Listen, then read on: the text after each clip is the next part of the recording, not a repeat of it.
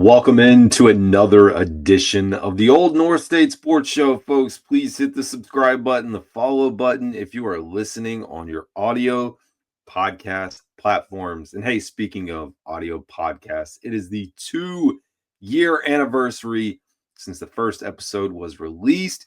We just surpassed 2,000 subscribers on YouTube. I'm going to spend some time going back and just recapping the journey, but I know you guys probably don't care too much about that today, so let's go ahead and jump right in. This episode is going to be a little bit different. We still give you the same insights and opinions and data points that we have on the Carolina Panthers, but we don't have the fancy dancy graphics that you guys may be used to. Trying something new, and I like to try new stuff. It's not going to determine if I'm going to stick with this or not. But you guys know, or maybe you don't, that I explored a website last year. So I'm looking at that again. This is nowhere near the final version. But one of the things that I thought about doing is for some of these episodes, creating a website, a landing page with a link. I put together a lot of research and data, may be useful for you guys, maybe not. And having a place to centrally locate it and publish it would be really nice. But anyways, folks, we're here today to give you my reaction, to give you my notes on Dan Morgan and Dave Canales. Folks, I listened to both press conferences twice. I read the tweets as they came through. I tried to retweet what I could. I was busy at work.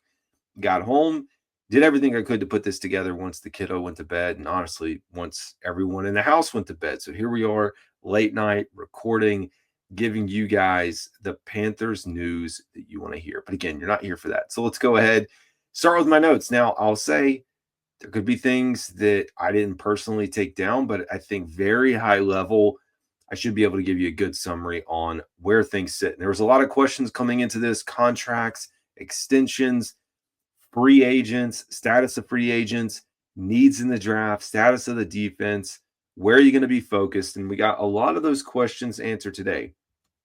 Let's pull this up here. Starting at the very beginning, Jaycee Horn contract extension. I'll blow this up a little bit easier to make it better for you guys to see. GM Dan Morgan expressed optimism about extending cornerback Jaycee Horn's contract in the coming weeks. Negotiations are underway, and the team views Horn as a cornerstone of their defense. And, when you think about the state of the defense where it is today, and the fact that really your leaders are Jaycee Horn and Derek Brown, you go back to last year, what I really liked about Horn, outside of the fact that he was healthy, was his vocalness kind of that came out, the fight that was in him wanting to literally fight a player or two towards I don't even remember what game that was at this point, but I mean, dude, heck of a player, really setting the culture here in Carolina for the Carolina Panthers. So positive news in my opinion. Now, as we mentioned, negotiations are underway. Hopefully we'll get this thing locked up, similar to what happened with Derek Brown. Now, offensive priorities I'll share here again, make it easy for you guys to follow along. The Panthers are prioritizing maintaining continuity maintaining continuity of the offensive line, which was no doubt a strength last season. After investing heavily in the O-line, they aim to keep that level of performance. The team is working, and hey, we could have predicted this, to re-sign Austin Corbett and Cade to solidify the center position. Now, your opinion on that, would love to hear it. I know I kind of look at this as a year-to-year thing at this point. Can Austin Corbett stay healthy? Hopefully. We do have to caveat his injury in the fact that it's been 2 years in a row, but he got injured the last game of the 23 season. My seasons run together. And then, of course, he got injured this past year, which was more significant, but it is 2 in a row. So see how this goes. Cade as well. I think that's your 1-2 punch. And as all signs point to Brady Christensen hitting free agency, that seems to be the case. Dan Morgan emphasized the goal of a long-term contract for Ikem Ekwonu as well. Remember, We're going to be working through the 5th-year option or making a decision on the 5th-year option. Could they potentially get Jaycee Horn and Ikem Ekwonu on the books? Really good cap numbers. Get them on, a lower price now than having to pay what they'd have to pay years to come or a year or two. That's always a possibility. And probably the biggest question that we really had is Taylor Moton and the status of Taylor Moton's contract. And I'll go down here a little bit. The Panthers are content with Moton's current contract. Remember, he is the highest paid player on the team, $31 million against the cap, but the Panthers seem to be okay with that. And to me, it seems like a situation that, hey, he does deserve it. Really good right tackle.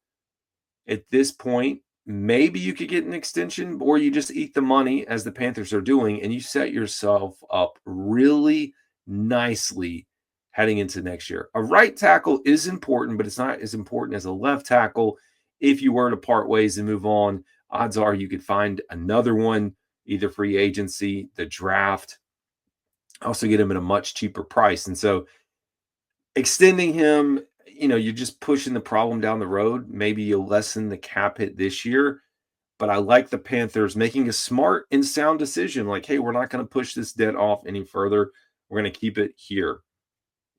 Team feels that keeping the offensive line together will greatly help improve Bryce's development and continue development. We saw the number of sacks drop almost in half. The performance of Bryce Young, and I think a lot of that, having that same continuity. Although, when we talk about continuity, you go back to the last year of Wilkes when he took over as interim head coach. I think people felt when Frank Wright took over that, hey, this in the 23 season, that this was going to be a really good offensive line. And sure enough, that thing fell completely apart. Let's keep this thing moving, folks. Defense. That's going to be a prime focus. Questions about draft picks, free agency, all the above. And you look now, when you think about this pick at number 8 that's coming up, I feel like the Panthers could make a decision, and we know a lot of folks are pointing towards Jalen Walker as the pick. I think that makes sense to a certain extent, especially if the Panthers are content on offense, which we'll talk about. But anyways, let's dive into exactly what's going on here. Panthers' primary focus is rebuilding the defense, particularly the defensive line. We know that. Hey, you got to build the trenches. You did it on offense. You want to replicate that again. Dan Morgan emphasized the need to win the line of scrimmage and build a tougher, more physical team, drawing inspiration, of course, from the Super Bowl's performance by the Philadelphia Eagles. The team allowed record-breaking numbers in points, yards, rushing yards allowed, highlighting the urgency for defensive improvements. Team has many defensive free agents. When we look at the key positions that I've talked about, safety, it's safety position. You throw in linebacker in the mix now. The team, and this is common knowledge, but the team needs the ability to stop the run, and they need the guys on the interior defensive line, edge, linebackers to be able to do that.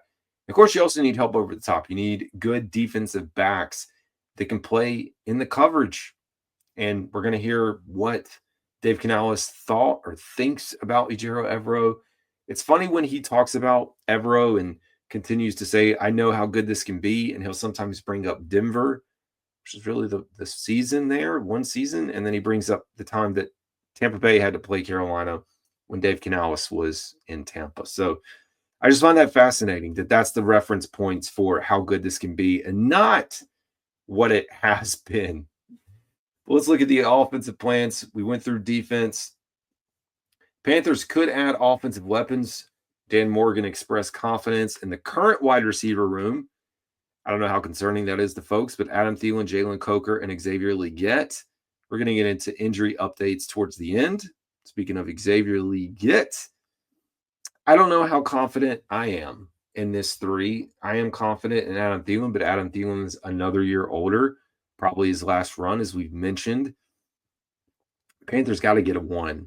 Just some way, somehow, This could be a year, though, where they decide we're just going to piece something together again. I wouldn't recommend it. Bryce did prove that he could play with this group. Likely, again, talking about maybe getting David Moore back here, picking up one or two along the way. But we've seen in the first year with Bryce Young, that hodgepodge of receivers just didn't pan out. So I really think you still have to keep the focus of getting him someone. Team focused on developing Bryce Young and his chemistry with the existing receiving core we talked about. Adam Thielen's decision to return, now this isn't necessarily tied into the combine.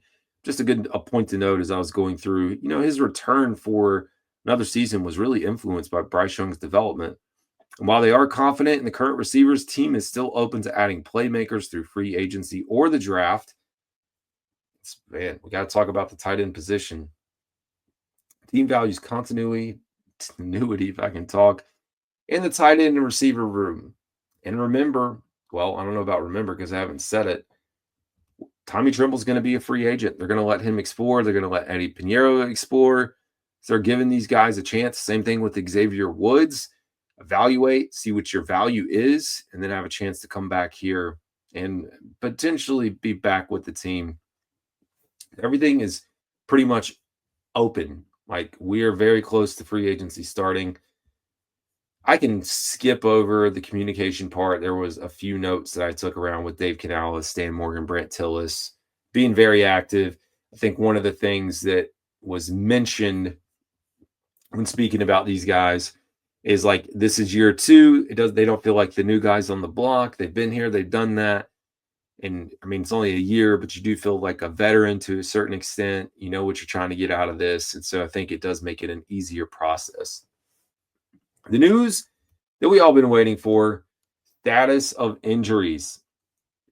Now, I posted this on X probably 2 to 3 weeks ago. There was an ad Xavier Legette posted for one of his sponsors, and he was on, it's actually during the Super Bowl, he was on a scooter with his knee, not his knee, good gosh, with his leg in a brace, cast type thing, air cast.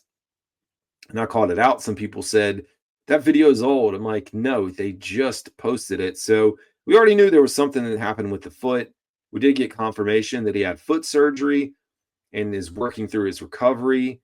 Hopefully should be able to run sooner than later. No guaranteed timeline. There is a chance that he could miss OTAs.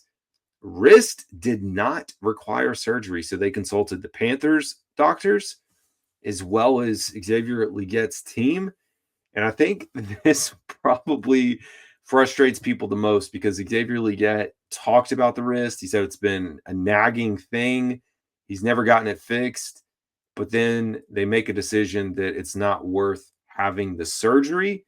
And again, I'm not a medical professional. I've had surgery on my wrist because of a football-related injury. To a certain extent, I can understand it because I played with mine when I was broken. Then we had the recovery, and it is a very lengthy process. I mean, when you go in and you touch your wrist, you probably are going to miss 6 or 7 months, depending on the severity and what they have to do. Because, when you look at your wrist, you think about it today, it does a lot of things. And when it's in a cast, you have to build up the strength to do everyday basic things. I mean, I'm talking gripping stuff, the physical therapy for this. I mean, I don't know if y'all can see this. That's the scar on there. But the physical therapy you have to go through for your wrist, and I still have remnants of like arthritis, but or I guess the early stages, I don't know about remnants. It's coming up. I can definitely tell. Be one of those old people that can tell when it's raining. my bones are going to tell me, my body.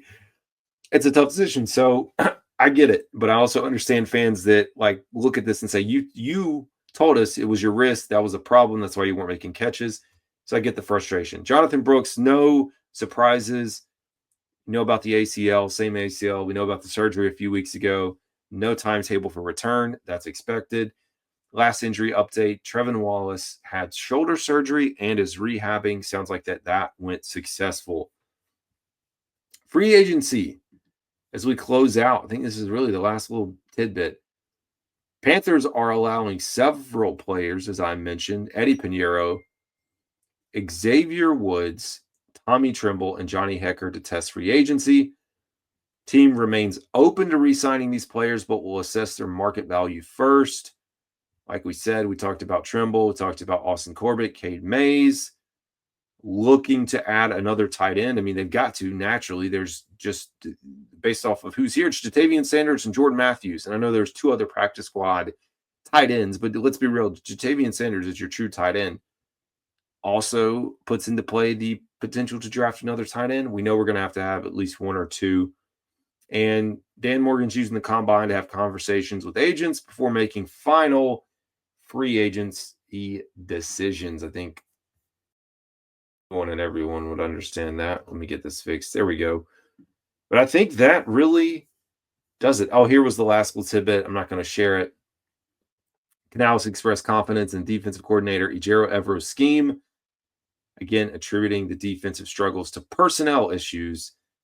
Team aims to build an attacking style of defense focused on toughness and stopping the run. I hope so. You can't get any worse. You can't. At least I hope not. You can't get much worse. So anyways, folks, that is your roundup recap of the NFL Combine pressers with Dan Morgan, Dave Canales. My thoughts on it. Let me know what you guys think. And as always, hit the subscribe and follow button. Let's continue to grow this show. And you know what? There's a lot of good things coming. We'll be able to share eventually. But until next time, appreciate y'all tuning in. It's Carolina Dad. Y'all have a good one.